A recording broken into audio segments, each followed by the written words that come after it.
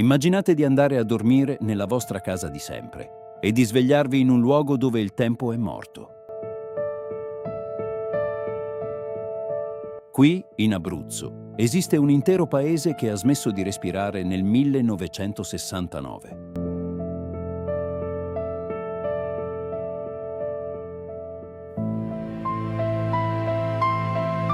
Benvenuti a Buonanotte, il borgo che la montagna sta inghiottendo nel silenzio. Non è solo un borgo fantasma, ma un labirinto di pietra aggrappato a una roccia che si sbriciola.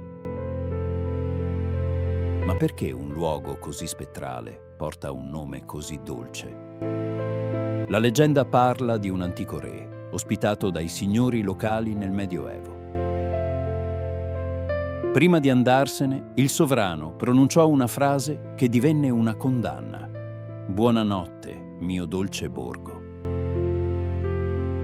Da allora, il destino del paese cambiò per sempre. La storia ufficiale attribuisce l'abbandono a una lenta, inesorabile frana. Verso la fine degli anni 60, la roccia sottostante ha iniziato a muoversi, a scivolare via come sabbia. Gli abitanti sentivano i muri scricchiolare di notte, come se le case stessero piangendo. Fu l'inizio della fine. In pochi mesi, l'intero villaggio venne evacuato.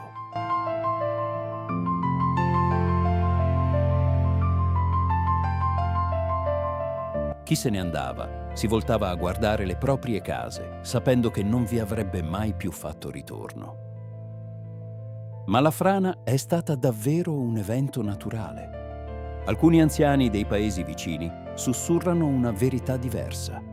Parlano di rituali antichi consumati tra i boschi che circondano Buonanotte, culti pagani mai del tutto sradicati che avrebbero risvegliato qualcosa nelle viscere della montagna. Se oggi si ha il coraggio di entrare in una di queste case, lo spettacolo è ipnotico. In alcune cucine ci sono ancora i piatti impilati e calendari appesi alle pareti fermi al 1969. È come se gli abitanti fossero svaniti nel nulla in un solo istante.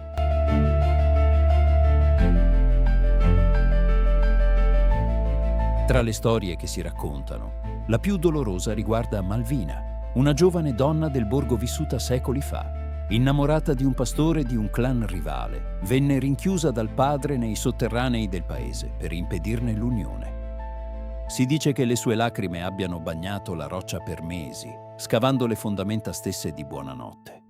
Malvina morì di stenti in quella prigione dimenticata da tutti.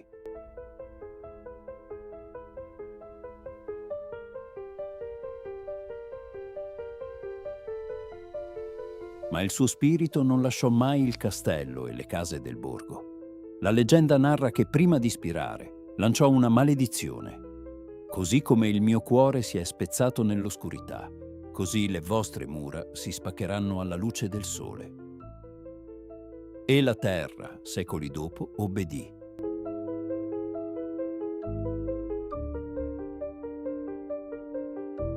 Quando il vento soffia forte da nord, incanalandosi tra le case sventrate, non produce un semplice fischio. Sembra un coro di voci umane, un bisbiglio collettivo che pronuncia nomi del passato.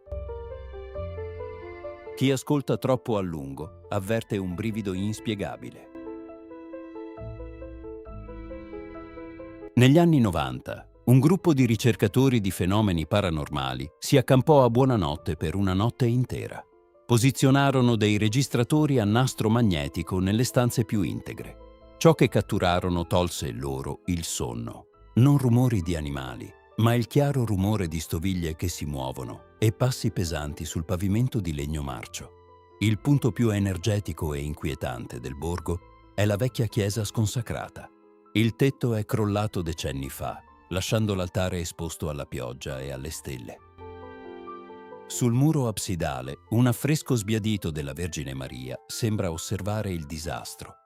Molti dicono che il volto dipinto cambi espressione a seconda dell'ora del giorno. c'è un altro mistero che avvolge Buonanotte. Alcuni escursionisti dotati di moderni orologi digitali e smartphone hanno segnalato inspiegabili anomalie. Superato il cartello d'ingresso del borgo antico, le batterie si scaricano in pochi minuti e gli orologi segnano ore completamente sballate, come se le leggi della fisica qui fossero allentate. Chi abita nei paesi a valle racconta anche di una figura misteriosa, un uomo anziano, vestito con abiti da contadino del secolo scorso, avvistato raramente mentre cammina tra i vicoli crollati all'alba. Chi ha provato ad avvicinarlo per chiedergli cosa facesse lì, lo ha visto svanire dietro l'angolo di una casa. Oggi Buonanotte è un monumento all'impermanenza umana. Alberi di fico crescono dentro quelle che un tempo erano camere da letto. Le radici spaccano i pavimenti di cotto e i rampicanti sigillano le porte. La natura sta divorando il borgo pezzo dopo pezzo, cancellando le tracce di chi un tempo chiamava questo posto casa. Resta un ultimo interrogativo. Perché la frana si è fermata? Subito dopo che l'ultimo abitante ebbe lasciato il borgo, i sensori geologici registrarono la totale immobilità del terreno. La montagna ha smesso di scivolare nell'istante esatto in cui ha ottenuto ciò che voleva, la solitudine.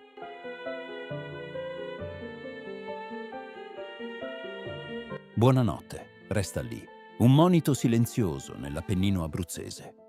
Un luogo dove il confine tra realtà e leggenda, tra passato e presente, si è dissolto.